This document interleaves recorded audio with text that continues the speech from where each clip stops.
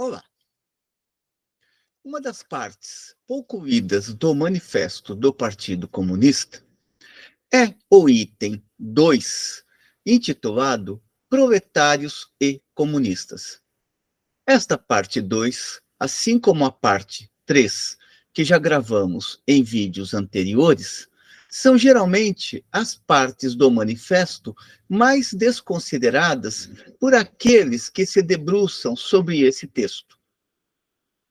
Isto talvez se deva ao fato de que esta parte 2, ela contém apontamentos gerais de como Marx e Engels olhavam para o movimento comunista internacional, assim como determinadas indicações de quais seriam as tarefas deste movimento comunista no plano internacional, assim que a estrutura da sociedade burguesa fosse colocada abaixo.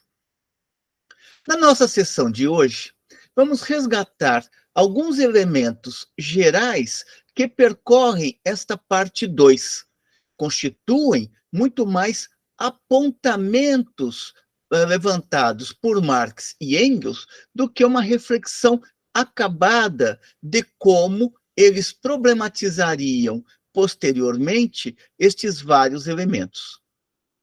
A primeira questão que emerge nesta parte 2 é a de considerar o que é o Partido Comunista. Sabemos que, à época em que Marx e Engels redigiram este texto, existiam várias tendências no interior do movimento operário.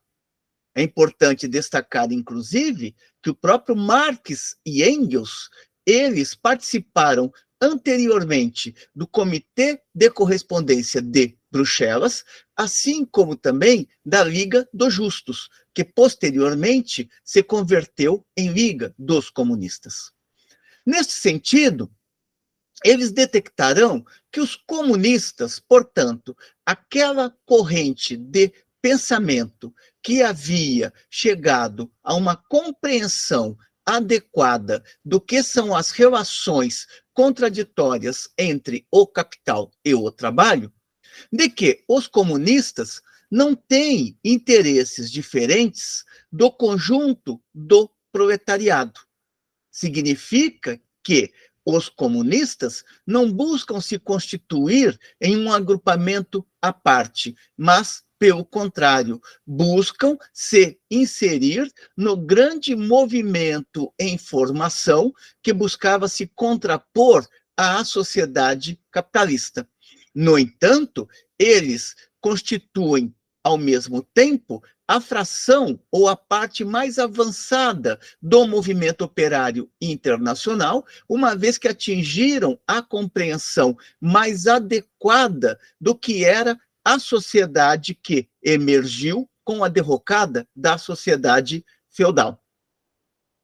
Nesse sentido, observam Marx e Engels, os comunistas, enquanto partido, ou seja, enquanto movimento da classe que tomou uma compreensão, que chegou a uma compreensão mais adequada das contradições que perpassam a sociedade burguesa, os comunistas se distinguem de outros partidos operários somente em 2 pontos. Partidos operários no sentido de outros agrupamentos de trabalhadores que também estavam começando a se constituir enquanto linha de frente contra a sociedade capitalista. Lembremos, por exemplo, dos socialistas utópicos e mesmo daqueles movimentos que Marx classificava, juntamente com Engels, como movimentos sectários, ou seja, movimentos que, embora em defesa da classe trabalhadora, apontavam para leituras equivocadas a respeito da sociedade capitalista e de como superar a sociedade capitalista. Portanto, os comunistas se distinguem dos outros partidos operários somente em 2 pontos. Primeiro deles, nas lutas nacionais dos proletários, fazem prevalecer os interesses comuns do proletariado, independentemente da nacionalidade. Portanto, não se trata de ter um agrupamento proletário que se acha o salvador em relação a outro agrupamento proletário, ou então não se trata de fazer defesa no plano nacional. O que Marx e Engels estão apontando aqui é para o internacionalismo proletário que necessariamente deveria animar aquela corrente ou aquelas correntes de pensamento que estavam procurando superar a sociedade burguesa. Assim como o capital não tem pátria, os proletários não poderiam ter pátria, uma vez que os seus interesses são os interesses internacionais de superação das relações burguesas de produção. O segundo ponto que distingue o Partido Comunista de outros partidos operários então existentes naquele período é o de que, nas diferentes fases de desenvolvimento, porque passa a luta entre proletários e burgueses, os comunistas representam os interesses do movimento em seu conjunto. Portanto, eles não procuram se constituir em uma categoria particular de defensores da classe trabalhadora. Pelo contrário, buscam sempre se inserir no movimento universal de luta dos trabalhadores.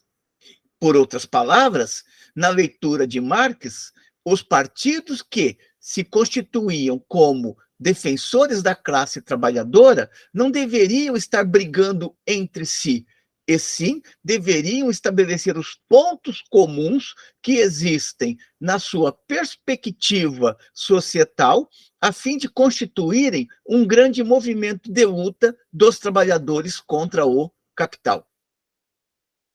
Prosseguem Marx e Engels, observando que, na prática, os comunistas constituem a fração mais resoluta dos partidos operários de cada país, a fração mais decidida dos partidos operários de cada país, a fração que impulsiona as demais. Teoricamente, tem sobre o resto do proletariado a vantagem de uma compreensão nítida das condições do curso e dos fins gerais do movimento proletário. Por outras palavras, haviam atingido uma compreensão teórica mais elevada a respeito do que é a sociedade burguesa e o próprio desenvolvimento sócio-histórico.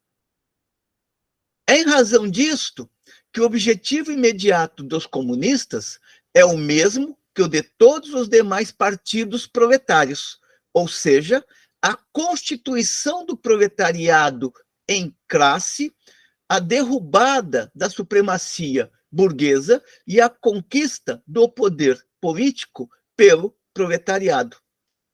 As proposições teóricas dos comunistas, observam Marx e Engels, não se baseiam de modo algum em ideias ou princípios inventados ou descobertos por este ou aquele reformador do mundo. Pelo contrário, são apenas a expressão geral das condições efetivas, portanto, reais, de uma luta de classes que existe, de um movimento histórico que se desenvolve diante de nossos olhos. Um dos pontos dos quais o movimento comunista, ou a perspectiva comunista, ou, se quisermos, a concepção materialista da história, base da teoria comunista moderna, não abre mão, é se colocar pela abolição das relações de propriedade. Observam, no entanto, que as relações de propriedade, elas não podem ser tratadas em abstrato. Quando se fala em abolir a propriedade, se está se remetendo ao fato de que a propriedade, ao longo da história, tendeu a ser propriedade privada. Para os comunistas, do que se trata é, portanto, abolir esta propriedade privada a fim de criar as condições para a instauração da propriedade coletiva. Observemos que não adianta falar apenas em acabar com a propriedade, uma vez que a palavra propriedade, colocada neste sentido, se torna uma grande abstração, uma grande generalização. Daí, Marx e Engels colocarem que as relações de propriedade têm passado por modificações constantes, em consequência das contínuas transformações das condições históricas. Ou seja, não existe apenas uma forma de propriedade privada. A propriedade privada, ela percorreu a história assumindo uma diversidade de manifestações. Do que se trata, portanto, o que caracteriza o comunismo ou a teoria comunista não é a abolição da propriedade em geral, mas a abolição da propriedade burguesa. Portanto, do que se trata é de abolir a propriedade privada na sua forma burguesa, uma vez que, superando a propriedade privada na sua forma burguesa, abre-se o caminho para a constituição da propriedade, só que em outra modalidade, só que sob a forma de propriedade coletiva.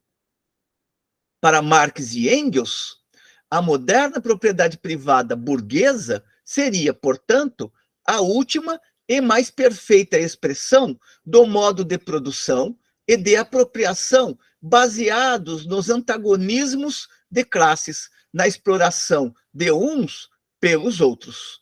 A propriedade pessoalmente adquirida, fruto do trabalho do indivíduo, ela é vista sob a forma de propriedade burguesa como resultado de esforço individual. No entanto, historicamente, se observa que a propriedade, na verdade, a propriedade privada, ela se constitui não a partir do esforço individual, e sim a partir de relações sociais de exploração. E isto pode ser observado, seja no modo de produção capitalista, seja na sociedade feudal, ou seja na sociedade escravista. No entanto, como a sociedade burguesa é a expressão do desenvolvimento sócio-histórico posterior à sociedade feudal, Marx e Engels estão centrando a sua atenção naquela forma de propriedade privada que se constituiu no interior da história e que precisa ser superada historicamente. Ao colocarem isto, estão apontando também para a necessidade da própria superação do capital, que sedimenta esta propriedade privada burguesa. Neste processo, eles também investem contra a leitura da propriedade como fruto do esforço individual. Uma leitura que sedimenta a ideologia burguesa, a de que o indivíduo se tornou rico porque ele se esforçou. No entanto, esta leitura burguesa não explica por que trabalhadores que ralam de sol a sol também não se tornam ricos. Podem até justificar isto com outro argumento, o de que uns deram mais sorte e outros menos sorte, ou de que uns têm mais iniciativa e outros menos iniciativa. No entanto, este conjunto de argumentos que percorrem a estrutura ideológica burguesa não é acompanhado pelo pensamento de Marx e de Engels. Pelo contrário, ambos refutam esta forma de pensar. Daí que levantam eles. A propriedade pessoal, ela é fruto do trabalho e do mérito? Responderão que não. Pelo contrário, que no caso da sociedade burguesa, por exemplo, é o trabalho assalariado que cria as condições para a riqueza do capitalista. É o trabalho assalariado que cria valor e, portanto, amplia o volume do capital. O trabalho assalariado cria o capital, isto é, a propriedade que explora o trabalho assalariado e que só pode aumentar sob a condição de gerar novo trabalho assalariado para voltar a explorá-lo. Em sua forma atual, observam Marx e Engels, a propriedade se move entre dois termos antagônicos, capital e trabalho. Ser capitalista, portanto, significa ocupar não somente uma posição pessoal, mas também uma posição social na produção.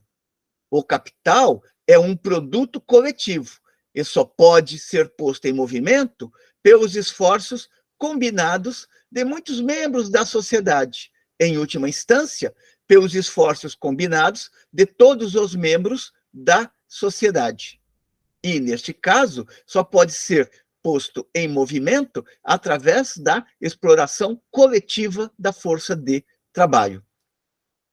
Deste modo, o capital não é um poder pessoal, é um poder social. Precisa encontrar na sociedade uma classe de indivíduos totalmente despossuídos e que não despossuídos de propriedade, de condições materiais de existência e que só têm para vender a sua força de trabalho, como discutirão longamente Marx e Engels ao longo de toda a produção teórica de ambos.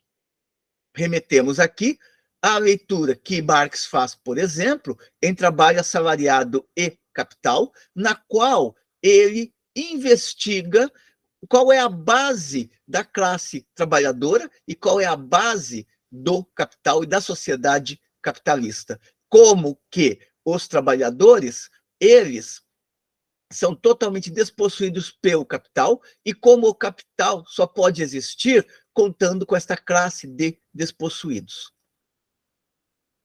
Prosseguem Marx e Engels observando que a base, portanto, da sociedade capitalista é o trabalho assalariado, é o pagamento de um determinado montante monetário para manter o trabalhador vivo dentro de condições, limites de existência.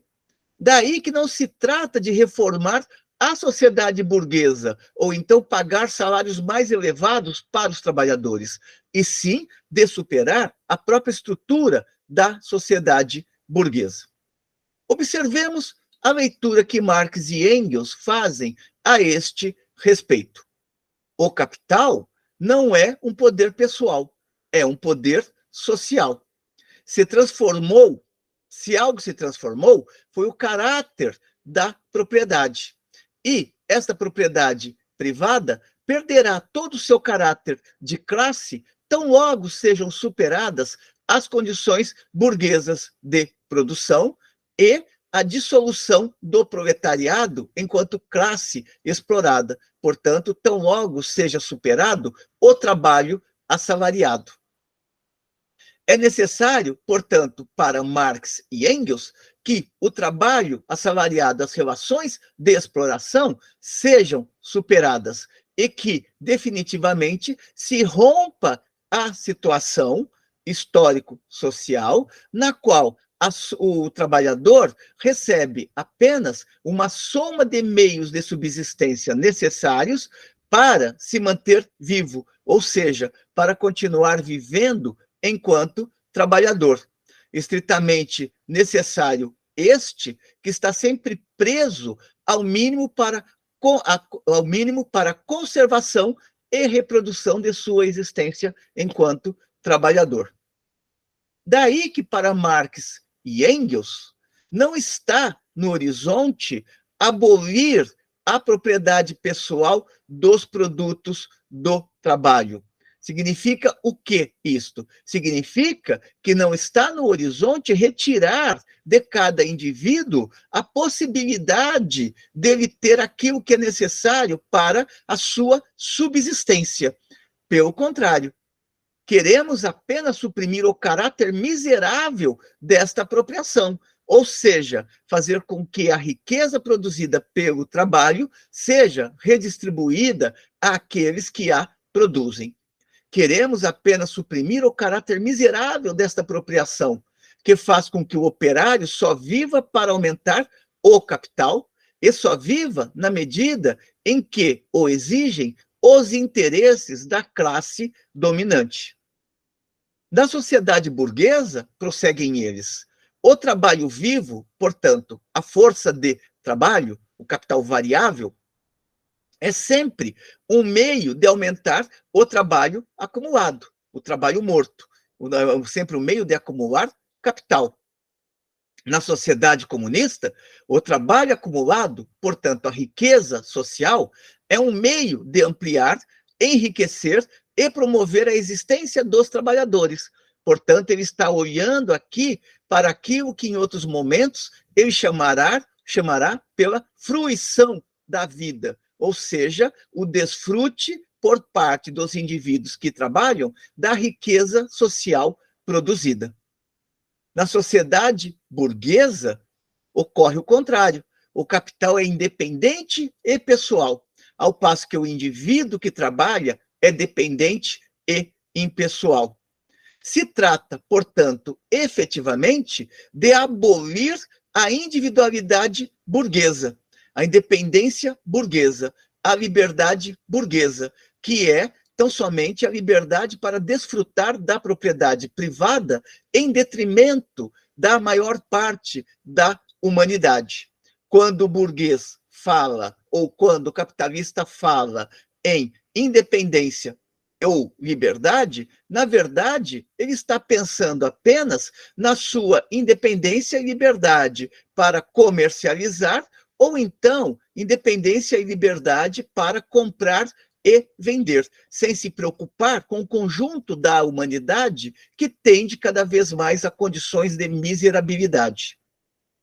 Portanto, concluem ambos a respeito desta questão específica, queremos abolir uma forma de propriedade que pressupõe como condição necessária que a imensa maioria da sociedade não possua propriedade, ou seja, esteja praticamente despossuída de tudo, tendo apenas para sobreviver a sua força de trabalho. Marx e Engels, nesse sentido, investem contra o discurso liberal, aquele discurso da livre iniciativa, aquele discurso de que o capitalista merece ter a riqueza porque é ele que trabalha, é ele que dá emprego, é ele que garante os salários. A respeito disso, ele observa, a propósito do discurso da burguesia, quando falais do indivíduo, quereis referir-vos unicamente ao burguês, ao proprietário burguês.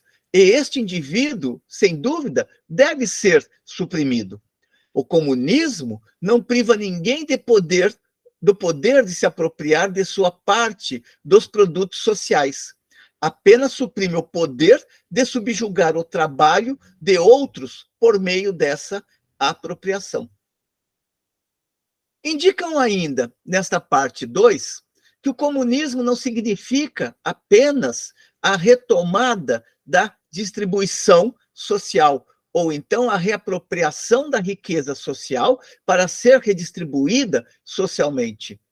Para que o comunismo brote, é necessário também uma transformação da cultura, das relações que os homens estabelecem entre si, também no plano da consciência, no plano das ideias. Não se faz o comunismo caso se mantenha o egoísmo, a individualidade, ou então o espírito da propriedade privada.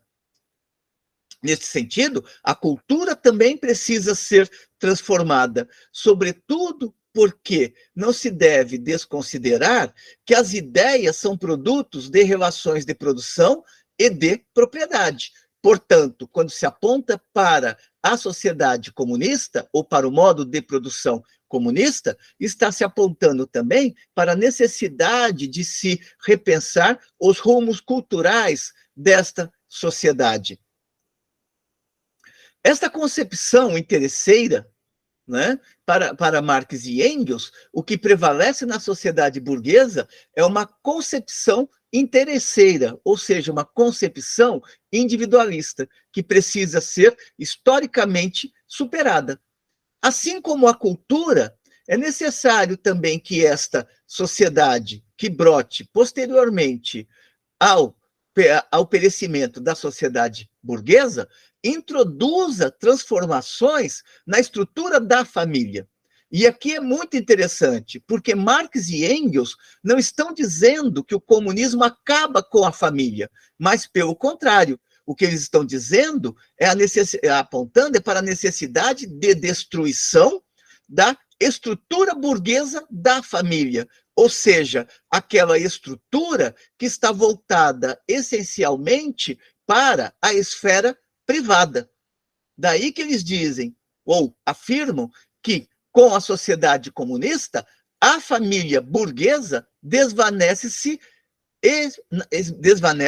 naturalmente. Isso é importantíssimo, porque um dos grandes argumentos que os conservadores utilizam contra o movimento comunista ou contra a teoria comunista é de que os comunistas querem destruir a família. Na verdade, o que os comunistas querem é superar a estrutura burguesa da família, aquela estrutura que converge tudo para a esfera privada, para a esfera dos interesses mesquinhos.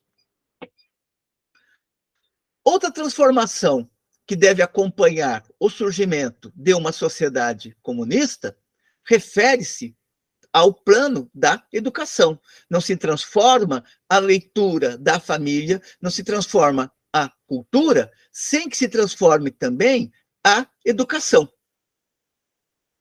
Marx e Engels observam que vários ataques são proferidos contra os comunistas quando se referem à questão da educação. Dizem eles, os comunistas não inventaram a intromissão da sociedade na educação, ao contrário do que argumentam os liberais. Apenas procuram modificar seu caráter, arrancando a educação da influência da classe dominante. Ou seja, a educação não tem por finalidade reproduzir a ideologia da necessidade de continuidade de uma sociedade de classes ou da estrutura de classes.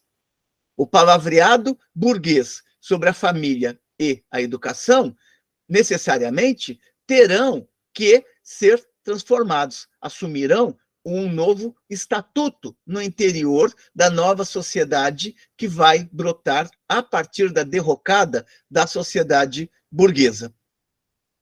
Observam ainda que não são os comunistas que destroem a família, mas, pelo contrário, as relações sociais de exploração, ao transformarem os indivíduos em meros indivíduos que produzem de sol a sol, sem ter tempo para cuidar dos seus filhos, por exemplo, é que destroem a estrutura familiar.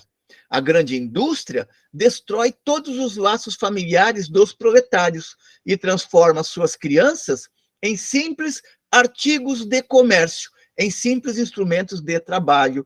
Ou seja, a sociedade burguesa olha para a família apenas porque espera que os trabalhadores tenham filhos e que estes filhos possam se converter posteriormente em força de trabalho para serem utilizados pelo próprio capital.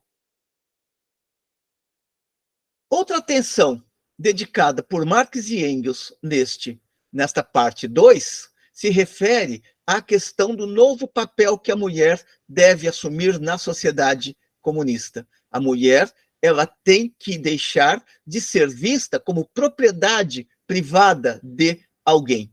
E isto se torna possível na medida em que as bases da sociedade burguesa forem superadas. Nesta parte 2, Marx fornece os indicativos a respeito daquilo que se convencionou chamar por ditadura do proletariado, e que o próprio Marx e Engels chamarão por ditadura do proletariado. Trata-se daquele período no qual o proletariado conquista o poder político a fim de derrubar todas as estruturas de poder legadas pela sociedade burguesa e criar o caminho para que as relações comunais efetivamente se instaurem. Portanto, o proletariado coloca como objetivo, neste processo de derrocada, ou para que o proletariado possa derrubar efetivamente as bases da sociedade burguesa, ele precisa conquistar o poder político, para posteriormente dissolver este próprio poder político. Tal como podemos ver a reflexão nos estudos de Marx e Engels sobre a Comuna de Paris. Dirão eles, o proletariado tem por objetivo conquistar o poder político e elevar-se à classe dirigente da nação, mas de modo nenhum no sentido burguês da palavra, esta conquista do poder político. Não se trata de conquistar o poder político, o poder de Estado, para instaurar novas relações de dominação de classe, e sim para abolir as relações de dominação de classe. Portanto, o que está em pauta para Marx e Engels não é uma revolução política, e sim uma revolução de caráter social. Os isolamentos e os antagonismos nacionais entre os povos desaparecem cada vez mais com o desenvolvimento da burguesia, com a liberdade de comércio, com o mercado mundial, com a uniformidade da produção industrial e com as condições de existência a elas correspondentes. A supremacia do proletariado fará com que desapareçam ainda mais. À medida que for suprimida a exploração do homem pelo homem, será suprimida a exploração de uma nação por outra. Quando os antagonismos de classes no interior das nações tiverem desaparecido, desaparecerá a hostilidade entre as próprias nações.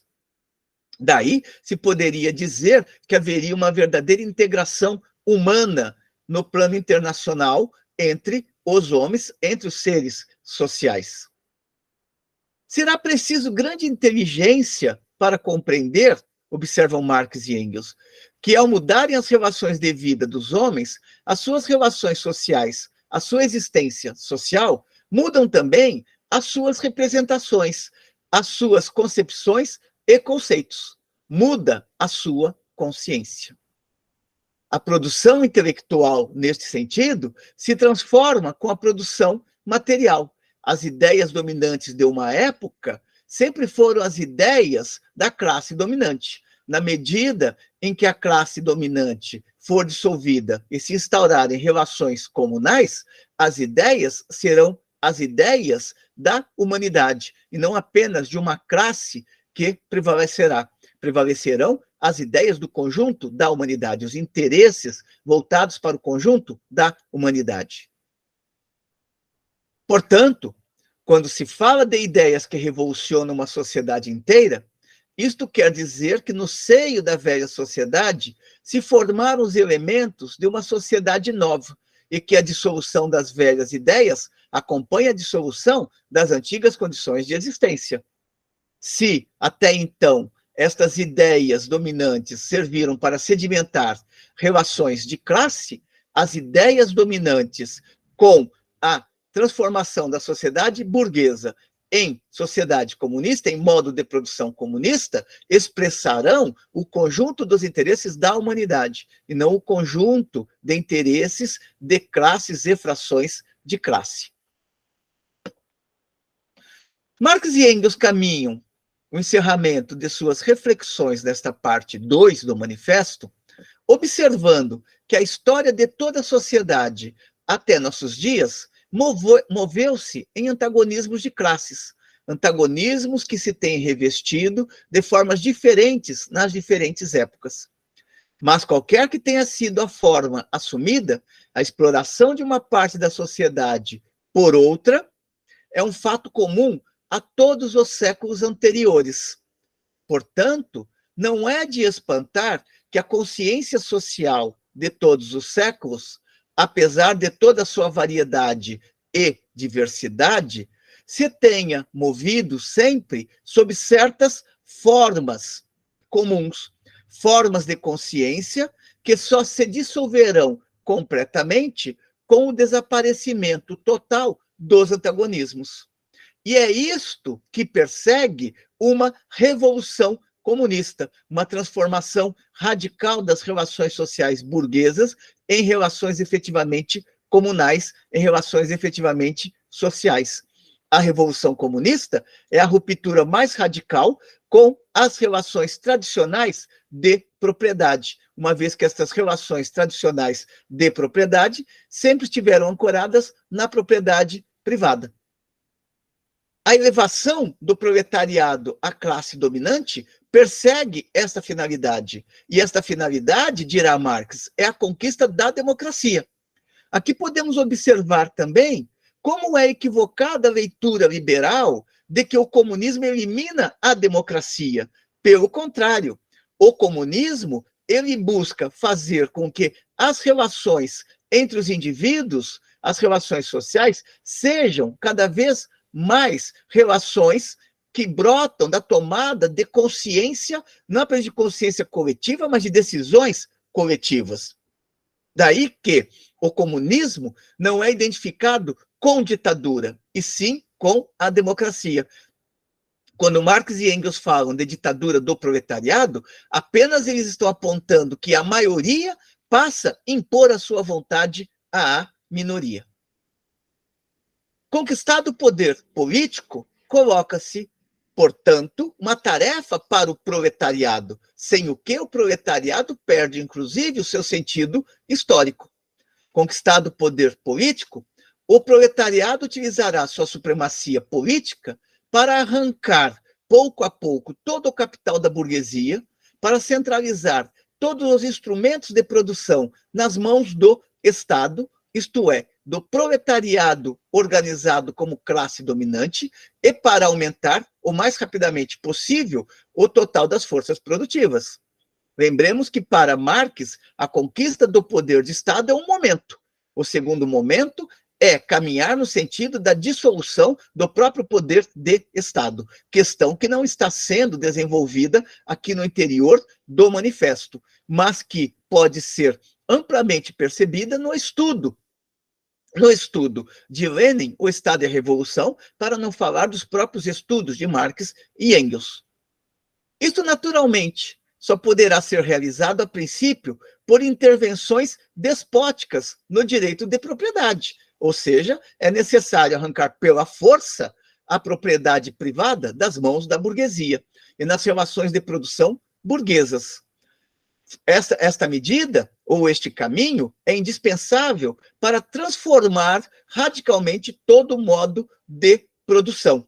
E é lógico que este processo de transformação revolucionária da sociedade burguesa em modo de produção comunista seguirá ritmos diferentes em nações diferentes, uma vez que estas nações não se encontravam nem no mesmo patamar de desenvolvimento histórico-social e muito menos possuem conjuntamente a mesma configuração. No geral, possuem a mesma configuração, mas cada um dos territórios possui as suas particularidades. Portanto, concluem eles, quando, no curso do desenvolvimento, desaparecerem os antagonismos de classes e toda a produção for concentrada nas mãos dos indivíduos associados, o poder público perderá seu caráter político, portanto, de dominação de classe. O poder político é o poder organizado de uma classe para a opressão de outra.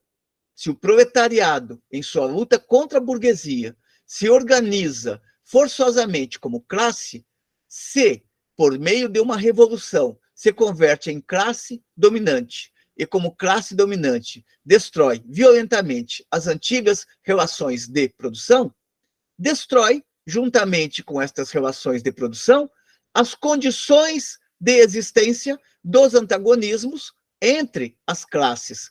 Destrói as classes em geral e, com isso, sua própria dominação como classe. Portanto, em lugar da antiga sociedade burguesa, com suas classes e antagonismos de classes, surge uma associação na qual o livre desenvolvimento de cada um é a condição para o livre desenvolvimento de todos. Com estes elementos, Marx e Engels encerram esta parte 2 do Manifesto do Partido comunista ou do Manifesto Comunista. Parte esta que se intitula Proletários e Comunistas. Espero que tenham gostado da discussão. Como sempre, encaminhem suas considerações positivas ou negativas e continuemos aqui resgatando estes textos clássicos, procurando contribuir no seu esclarecimentos, a fim de contribuir com as jovens gerações de estudantes e de pesquisadores. Até uma próxima.